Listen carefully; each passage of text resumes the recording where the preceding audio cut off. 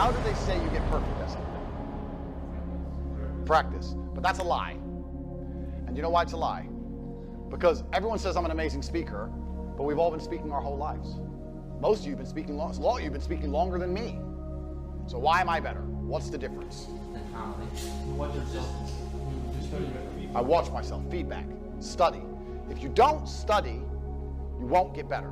I'll give you an example. I'm shit at chess compared to my dad.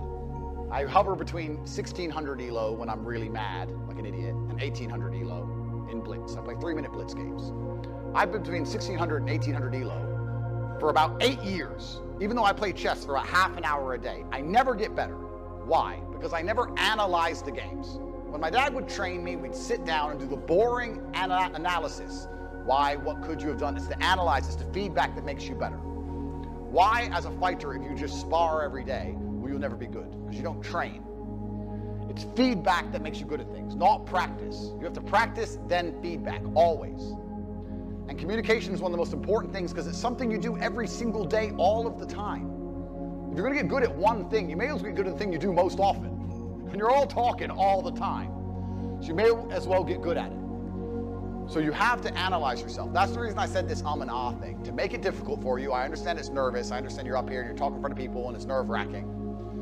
But you should be going through your life in general, catching yourself doing it and not allowing yourself to do it. Because that feedback, it won't take long. It'll take 3 months until you find a way to just stop saying it. And it's so unique that you don't realize how many people you're speaking to who do it until you stop. It's like saying, have you ever seen a red car and you drive down the road and every car's red? When I sit and listen to somebody, I'm literally listening to them thinking, fuck you know, you've been speaking your whole life. You're a dummy, right? Because I don't do it anymore. So it's a pet peeve of mine almost.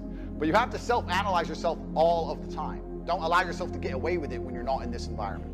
It sounds like a small thing, but I'm telling you, when you can compendiously, concisely explain your point of view, when you can do what I do, which is machine gun 5 points at once, especially in a debate, it's very hard to argue against me. If you give me a minute, I've made 5 points and linked it into 2 older points, and I've hinted at a future point. And now you have to counter that. And you're like, you're a misogynist.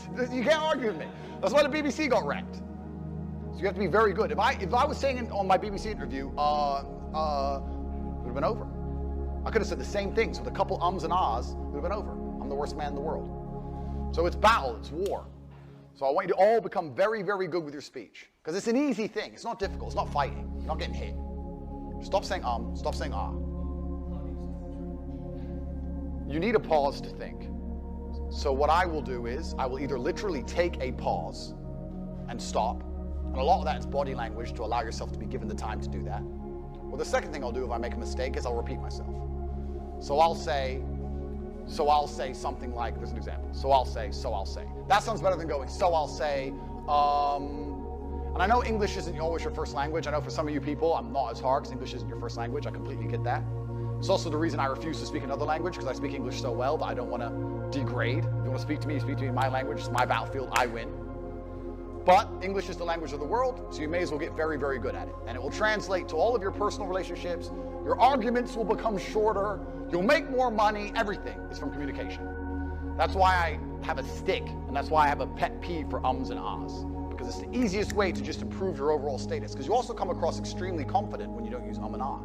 You look like you know exactly what you're talking about when you don't use and ah. If I say what's 2 plus 2 and you go 4, you look dumb. If I say what's 2 plus 2 and you go 4, you look smart. The makes you look like an idiot. So it's a pet peeve of mine. I just said it's twice. I just did it. So I'm self-analyzing myself all the time to make sure I don't do that. So that's why I've said it before this, to make it hard for all of you when you stand up here and you're nervous and you start going But in general life, try not to do it because you'll see your life improve. You'll see your interactions with people improve in real time. You'll know. I'll give the game away. I'll give the game away to the entire YouTube world why I've destroyed absolutely everybody in any debate ever. I say things that they know are true and that they agree with, but I say it in a way that angers them emotionally, and they get caught up in their brain because they're saying, he's saying the truth, but I'm pissed off by how he's saying it. So I want to argue with him, but he's right. So instead of saying men are physically stronger than women, I'll say females are weak. Females are weak. Well, females are weak. Females are weak. Men are strong. Females are weak. No, but females are... But I'm right, and he knows I'm right.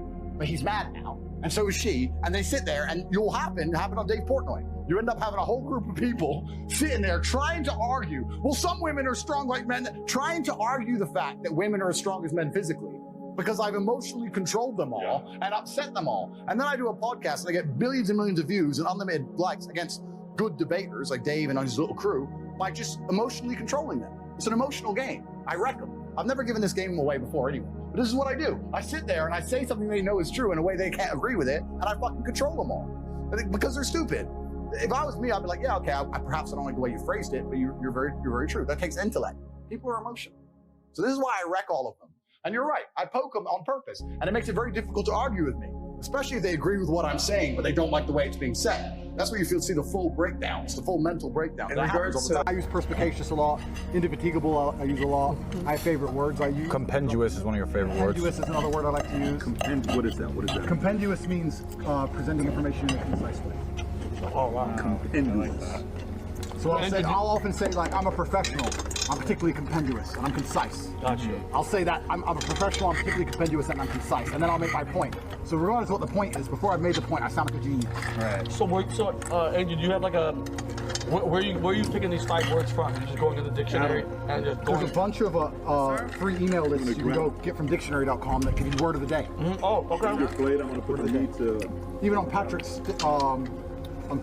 Twitter status, he said, describe the Matrix in one word. And I said, beguilement, the word I chose. And that was a word I learned only a week ago. A week. That was a perfect, just put it right in there. Beguilement means to amuse or distract away from wickedness or danger. Not many people know this, but I used to sell windows.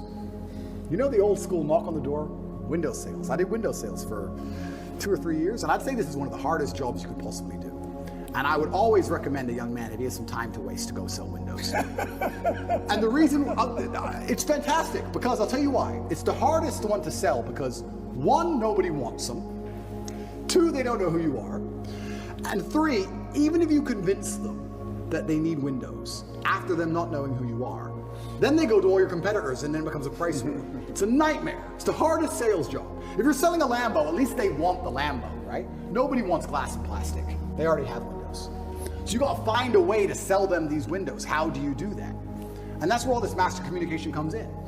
And it's so many subtle little things. Being a good salesman is not necessarily being a liar. It's not being a trickster. It's just understanding what's gonna make the person believe and understand what you say. If I walked in and said, would you like new windows? And they essentially said, no, we don't need new windows. Our windows look fine. I would say, but what about the security aspect? While looking at their 3-year-old child. And they'd sit there and go, what do you mean security aspect? And then I talk about how we had the lock 5000, and their locks are easy to break, as if glass isn't glass, it's all the same anyway. And you'd end up selling the windows. You have to find the triggers in people. There's another thing people don't understand about me and my message. Sometimes I sit here and I say things that piss people off because that's how you trigger people to make action. I have often written emails or done videos, especially to men when I want to help men, to piss them off. You're a loser. You're a dumbass. Andrew, why you mean? Because you're not going to go to the gym unless I tell you you're a fucking loser. And you are a loser, and I'm not lying to you. You are a loser. The emotional trigger you need to get up off that chair is the fact that you're not important, nobody cares who you are, any girl you're ever in love with I could take, and you're insignificant, and when you die, nobody's interested. That's your fault. You could have been something else. You did that. You failed. It has to be done. You have to be a master communicator, and sometimes that involves also insulting people. To be a master at communicating, you also need experiences worth talking about. You have to live a life. You need a degree of wisdom, and wisdom doesn't always come with age, it comes with life lived. I had a guy message me, this is a long time ago when I used to reply to my own emails, too big now, but he said, I don't have any stories, my life's boring. I said, bro, where do you live? He said, Madrid. I said, bro, ride the train from Madrid to St. Petersburg. Ride the train from Madrid to Vladivostok. Do the Trans-Siberian Railway. It costs you like $300. He goes, oh, but what if I get robbed? Exactly! That's exactly the point! What if you get robbed? Now you have a story. Maybe you'll die, maybe you won't. But you have a story. Don't bring your watch. Have you got a Rolex? No one wants to rob you anyway. Don't worry about it. You're brokey. Get on the train. There has to be that degree of risk to even have a story, because when you have a story, then you can communicate the story.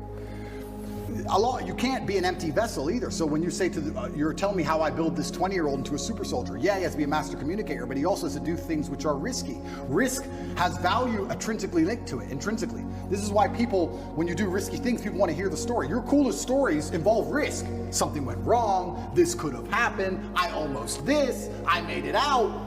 Without these risks, you haven't got it. So I would say to the 20-year-old, do what I did, get in the cage, get in the ring. Knock someone out, get knocked out, train hard. Fighting will teach you everything you need to know about life. You'll learn everything about who you truly are. You'll learn if you're a coward or not. You'll learn everything about perseverance and hard work and dedication, everything about being underappreciated. You learn everything about fear.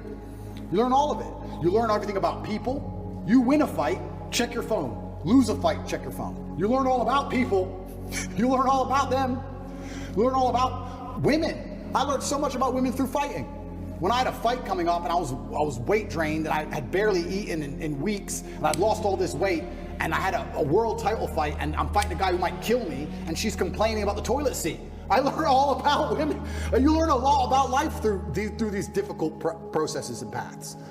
And there used to be for men like a rite of passage. In most societies, you had to go through something to become a man, from a boy to a man. But that thing was always difficult.